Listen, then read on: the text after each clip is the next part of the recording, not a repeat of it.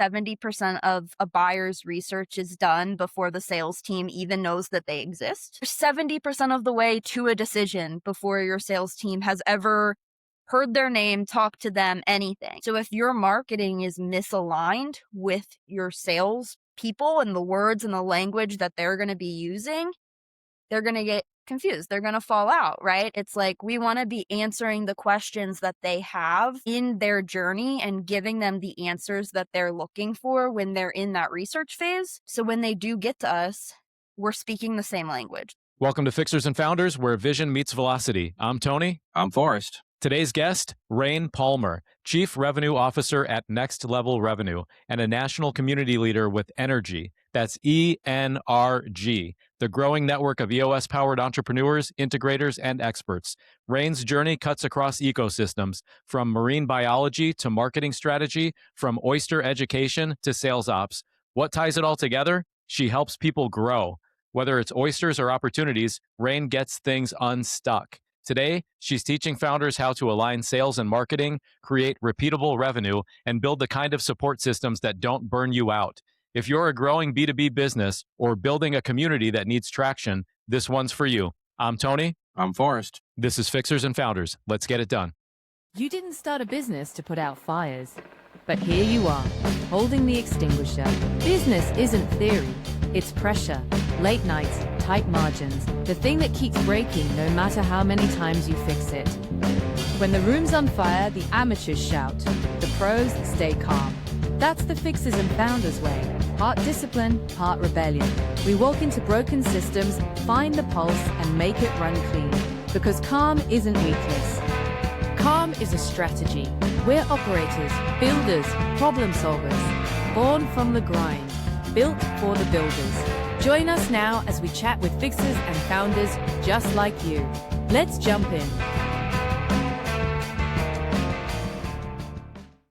Man, Rayne, I'm excited to have you here. I know we talked a little bit before this, but really appreciate what you're doing with ENRG. You are trailblazing and making a huge impact on the community with all the chapters you got going on. So thank you for what you're doing. Yeah, it's a really cool community. I'm really lucky and grateful to be a part of it. And it's just really cool to see this thing grow. And all happened over a bourbon in Washington, D.C., right?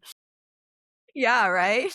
Well, you didn't exactly take a straight path into entrepreneurships. From oysters to ops, what pulled you into this kind of work? When I first decided to go to school and be a marine biologist, I knew that I was so multi-passionate that I didn't really want to settle in like one thing forever. And I did the marine biology thing for a while, and I had a lot of really cool experiences with it, from, doing some of the shark lab stuff and oil spill toxicology and education of the marine ecosystem to the oyster restoration piece. I got to a point when I was working at the oyster stuff, something was pulling at me to try something new. And I had an opportunity to take a transition at the time. So I was like, well, let's try this thing out and see what happens. And started looking for a new job, ended up in a coaching company for people transitioning out of education and into corporate. Started as a coach there, and then found out I was like semi good at sales and started doing all the sales for the company, started doing the marketing for the company, and just kind of taught myself how to do those pieces. And just kind of felt like the missing piece there. It felt right. It felt like there was something that I had been missing in the previous roles that I had held, and I've kind of been stuck in it ever since. And it's always something new. There's always a new hill to climb, a new challenge to overcome in marketing and sales, which is really exciting. You never know what you're going to get on any given day. You never know what you're going to get, right, Forrest? That is true. Like a box of chocolates. So I guess, a really important question before we get to the next official question is, do you eat raw oysters or do you not eat raw oysters? I don't eat any seafood, period. Really? Okay. None. And especially not oysters. So the oyster restoration stuff I did was we had oyster gardens that were grown off of like piers at people's houses. Mm-hmm. And they were grown in these little things that looked like crab baskets. And if the oyster gardeners, we called them, or the volunteers taking care of them, didn't go out and shake their baskets, they would grow through. And then we would go at the end of the season to pick up the oysters. We would have to like break them out And Mm. then as they break out of their shell, just I have no idea how anyone could eat that. I feel very strongly in that opinion, and I can't do it. No. So, Noted. Rayne, at Next Level Revenue, you help small businesses align their sales and marketing. What's the biggest mistake that you see most of them make? Hmm. How about not putting in the CRM? Oh, that's my answer. One of the things we're really good about at Next Level is like we're always going to meet our clients where they are type things. In EOS world, one of our three uniques is duct tape and popsicle sticks. So sometimes the duct tape and popsicle sticks is an Excel spreadsheet that replaces the CRM for the time being. As far as like the biggest mistake that I think people make, I think this is kind of twofold. Number one, people treat marketing and sales as silos, and they're not. Doesn't really make sense for them to be separated in silos anymore. I've never thought about it that way, and I know that's like traditionally how people do think about marketing and sales, but it never made sense to me. So when I came into a place that brought marketing and sales together, it just made sense for them to be interconnected. They work together, right? Like the studies show that 70% of a buyer's research is done before the sales team even knows that they exist. They're 70% of the way to a decision before your sales team has ever heard their name, talked to them, anything. So if your marketing is misaligned with your sales people and the words and the language that they're going to be using, they're going to get confused. They're going to fall out, right? It's like we want to be answering the questions that they have in their journey and giving them the answers that they're looking for when they're in that research phase. So when they do get to us, we're speaking the same language. Like the sales team is speaking the same language that was answering those questions. And I think the second part is so many people think that marketing is black magic and it can't be tracked and it can't be figured out. And it's just kind of like, you throw some spaghetti at the wall and see what happens. But that's not true. Like it really is able to be figured out, and it's not as complicated as what people think it is or try to make it out to be. Is it straightforward? No, but it's not as complicated as what people are making it out to be. And you can track and figure out where people are falling out of your funnel and how to fix that. That's Love, good. I love. totally agree that marketing and sales really have no business being separate. I have to comment that I think I like the duct tape and popsicle sticks. They're unique. That's a good one too. I agree. Gets your attention. You lead nationally for ENRG, the EOS community. What's working right now in peer-driven communities that wasn't working a few years? Let me try that again. What's working right now in peer-driven communities that wasn't working a few years ago? I don't know if it's something that wasn't working a few years ago, but I think what's working is just having a community of people who genuinely live by the value of help first. It's not coming into a conversation expecting to get a sale out of it. It's not coming into a group of people who are visionaries and founders and integrators, whatever, and expecting for one of those people to buy from you. It's giving more than you get. It's coming into the community and genuinely just offering them the solutions that you have with no expected return on that. That's what I've really seen through ENRG is, I have a chapter that I attend here in Pennsylvania with a local EOS implementer, and every single time I go to that meeting every month, I see these people living by these values every single time. And there's this lady who was in our group that she showed up for the very first time for our first meeting in July. And at the end of the meeting, she came up in tears and was just like, I didn't realize that people had the same problems as me. I didn't realize there were other people who were experiencing the same things that I'm dealing with in my business. And she's like a staple in our community now. She shows up every single month, is in the room, is offering everything she has to others, and continues to talk about the value that she's getting. She's not working with an implementer. She's, read traction when she came into the community, and she just shows up every single week and gets so much out of it and constantly gives more and more value in the meeting too. She's helped me with things in our business we've worked through. She's given me great ideas. We've gotten coffee before. So I think it's just that help first community and that help first mindset. If you give, like the outcomes of that are really, really cool. And we see that across the nation, across the world one day with this energy thing, right? Just being able to be in a community where you know you're always going to be able to help others and get helped as well. Yeah, it's so contrary to the typical networking community of the BNIs of the world or whatever, where you're walking with your hand out looking for something, where here you're walking in and handing out things to other people. Yeah, absolutely. It's definitely a big like difference between that and a lot of other groups that you see that do advertise as being like networking and referral groups, right?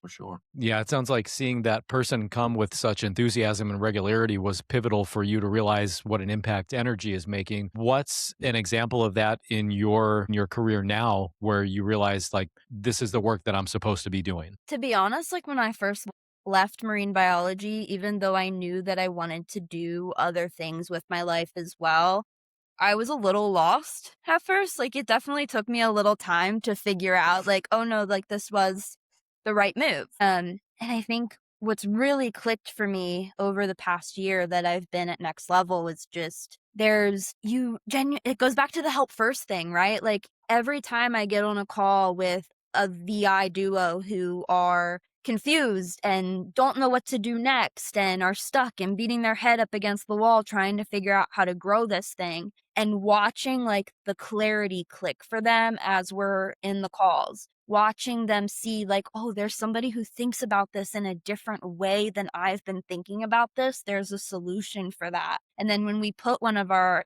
FCROs in that room with them and they start working with them on their leadership team, we just end up seeing these big changes happening in their businesses. And then when I get on my check-in calls with them 30, 60, 90 days later, and they're telling me about all these things that are changing in their business and watching these light bulbs and watching them be able to take off some of the hats they've been wearing for so long is really impactful. And it's made it feel like all of this like long, windy path that I've taken has been really worth it to get to that point where I know I'm helping those people in the room as well and taking off some of those hats, giving those hats to somebody else. I had someone say to me in a call the other week, like, wearing like 6 hats and 5 of them are really freaking heavy. And knowing like, yeah, we're going to put a CRO in there who gets to take some of those hats off your head and just that like relief that comes out of that.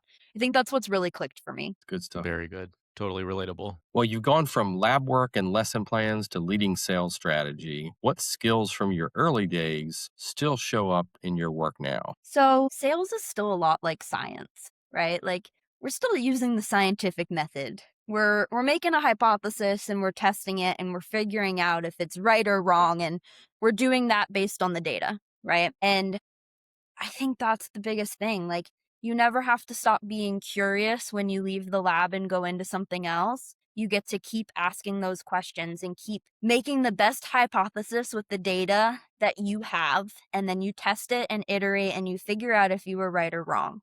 It's the same thing from the lab and what I was doing there into this marketing and sales world. I think to keep going with the water jokes here with the marine biology thing, it's like, Forrest, you're familiar with this, like when the spillway, right, when the spillway was opened and it turned the whole Gulf right there in that dead zone to a freshwater zone. It was this small failures upstream that caused all of this downstream, right? It's all of those pieces up the Mississippi River that were brought down to the Gulf of Mexico and causing this huge downstream consequence. It's the same thing in marketing and sales too. Like all of these small things in the top of your funnel, in the awareness bucket, in the interest bucket, these small little things where people are falling out of the funnel or your messaging is misaligned or, you're missing the mark with something, your form is broken on your website, whatever. All of these really tiny things lead to bigger consequences the further down the pipeline you go, the further into the process. So it's just being able to tie those pieces together, right? We're still testing things. We're still figuring it out. We're still using the hypothesis, whether we're in the lab or in marketing and sales, in the revenue room, as I call it. The scientific method for revenue growth. I love it. Yeah. And I thought you might use that opportunity, Rayne, to just say that I used to grow clams and now I help my business partners grow some more clams. What is like one particular system, strategy, or mindset that you swear by when it comes to unlocking growth? Admitting that you don't have all the answers. There's a lot of people in the room that you feel like you have to have the answers, whether that's what you've been conditioned to believe throughout your life, or, you're the visionary or the integrator and you feel like you're supposed to have all the answers. Like, it's okay to not. And being able to lean into those pieces is a huge piece of just being able to grow, knowing that you can't do it all yourself. You can't wear all those hats, right? You can't do them all forever. Being able to say, hey, I need help.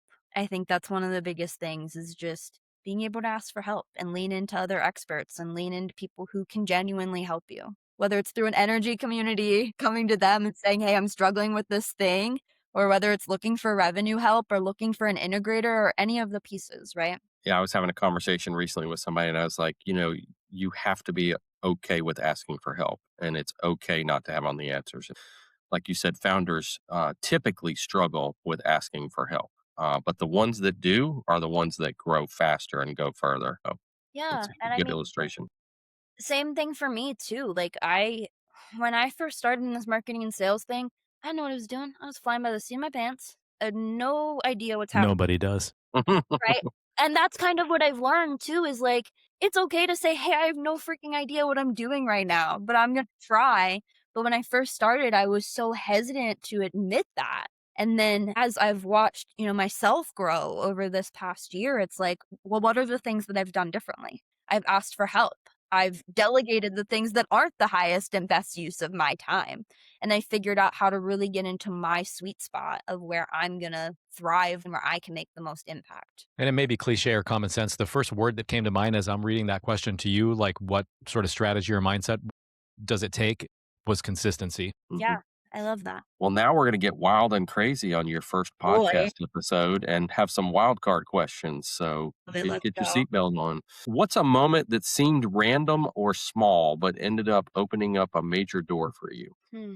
Maybe like at the EOS conference this past year. It was before I came to work for Next Level. I was at another company who did run on EOS, but I wasn't as highly involved in the community at that point. I didn't know as many people in the community. It was kind of, we were doing our own thing, right? And then coming to the conference and meeting all of these other people, meeting you, Forrest, meeting some of the implementers, meeting Bill, who's the implementer that I work with here at our energy chapter in Pennsylvania. It's like being in that place and seeing the community firsthand and getting to know all of these pieces that I didn't know at the time were going to be these like big factors of my life moving forward in the next year. It was like, okay, I'm just meeting these people who happen to live near me or places where I used to live or whatever. But it's been such a huge impact to my life. It's amazing how one conference like that can transform how you view the world and the connections that you have that you wouldn't have had otherwise. For sure. Rain, last question. What is something that's totally separate from work that helps keep you energized and keeps your tank full? This is a good And one. does it have four legs? Aw. So I've played soccer for most of my life, and I've been out of the game for a little bit, but I just started coaching this past year. I started coaching in July. I have 6, 7, 8, and 9-year-old girls. And it's really funny because my soccer coach for most of my life, my soccer coach when I was that age, is actually the wife of the program director at the school I'm coaching at, the rec program that I'm coaching at. And she messaged me one day and she was like, hey, we need some coaches. I think it's time you do this thing. Because I had coached with her previously as like a senior project when I was still in high school. I coached a team with her. And I was like, I don't really know about that. Don't know if that's the right path for me. But I said yes because I owe her a lot. And I say this all the time this past year, like karma has come for me coaching these girls for sure. But it's been one of the most like rewarding experiences to watch us go from when I started. I didn't know that these girls were on an academy team the year before, and they didn't know what the positions meant in soccer. They didn't know where they needed to be on the field. All they knew is that they ran and kicked the ball. And I got these girls who didn't know any of that stuff and started working through it with them over the season and being able to see the growth that they experienced over the year from not winning very many games, not gonna lie, to just there was this beautiful game at the end of the season where all of the little pieces that we had been working on throughout the season came together in an actual game where we won. They scored 8 goals. And it was just really, Sounds like a Disney movie. right? Yeah. But it was really cool to be a part of, and it was so rewarding, and I'm excited. We're getting ready to start winter season in, like, 2 weeks, so they kept me around, and it's really, really cool to be a part of, and just watching them fall in love with the sport that had such a huge impact on my life when I was younger, and all the lessons that I know they're gonna learn from that, and it's teaching me more lessons as we dive into it too, so it's really fulfilling to be a part of it. I'm sure you'll find some CRO references in there to share with your clients. Check my I'm link. waiting about the leadership lessons in the LinkedIn posts from your coaching experience. So you're coaching the Bad News Bears, or is it the honeybees or the ladybugs, or? They are, the rec program where I coaches uses like different countries. So you've got like USA, Brazil, um, whatever. We were supposed to be the Brazil team, but they didn't order enough Brazil jerseys. So we ended up being USA 2, but they still called us Brazil, but our jerseys were USA 2. Yeah, it's the whole thing. Hilarious. USA the sequel. Yeah. Well, that That's was great. And, our last episode that dropped with Russell Justice, he talked about those being the most instrumental, in his leadership development was some of those very early sports coaches. So as you said, you're kind of paying it forward now with the one that made an impact on you. So that's great. Yeah, I mean, I had her from the time I was probably 8 or 9 to about 14. I don't know if you guys know, 14-year-old girls are not like the nicest in the whole world. Hmm. So I remember that. I think often about how I was as a 14-year-old girl. And then I watched some of these girls this year and I was like, oh, this is the karma that I'm getting for that right now. Now they have smartphones and stuff, so I can't even imagine. So much worse. So glad that there's not video of things that I did when I was 14 years old. I know. I saw this post the Same. other day that was like, if the internet's forever, where are all my MySpace pictures? And it's a valid question, but I don't even want to know what's in those MySpace pictures at this point. And you just dated yourself by saying MySpace, by the way. All right. This was Rayne Palmer, proof that careers like revenue don't grow in straight lines. From C Labs to sales decks, Rayne's work shows how the right systems create space for growth, for rhythm, for community. If you're trying to scale your work or your world, rewind this one. She's dropping gems the whole way through. I'm Forrest. I'm Tony. And this was Fixers and Founders. Oh, my darlings, look at you. Still here with me till the end. That's how I know you're one of us. The fixers, the founders, the ones who build in the chaos and still manage to laugh through it. Drop a comment, share your sparks, and connect with each other. This is where the net weaving begins. Like, share, and subscribe to keep the fire blowing. Until next time.